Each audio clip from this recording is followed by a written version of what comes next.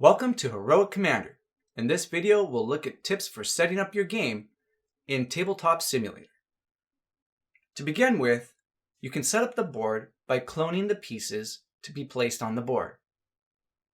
You simply select an EC by mousing over it, right-click, select the clone option near the bottom, and then place the pieces in their appropriate spot as indicated in the rulebook. You can place them as many times as you like, and when you are done, you simply right-click to deselect and stop the cloning process.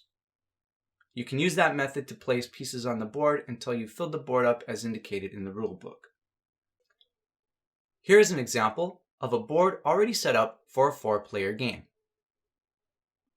In Tabletop Simulator, there are areas designated for each player's hand of cards. There is an area for the green player, an area for the yellow player, an area for the red player, and an area for the blue player. Cards can then be taken and placed in a player's hand area and then can only be seen by the player who has access to it. Other players will not be able to see what a player has placed in their hand. When moving board EC pieces during your movement phase, you can simply hold down the left mouse button and drag a selection window across the row horizontally or vertically that you wish to move. You can then move the row as a unit one space to the right or to the left, however you desire. You can also do it vertically, again by simply dragging a selection window and then choosing that vertical row and moving it one space down or one space up. When moving board EC pieces during your movement phase that have spaces in the row, spaces must be closed before other pieces can push those pieces that are subsequent to them. For example, in this row that is third from the bottom, I would like to move it one space to the left.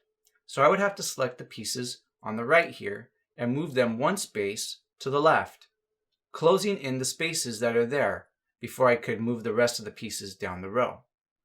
On my subsequent turn, I could then move it again, and then on a subsequent turn, then I would be able to move the next pieces as well, closing the next gap, and on a subsequent turn then, I would then be able to push them all and move that row one space, knocking that red piece off the edge.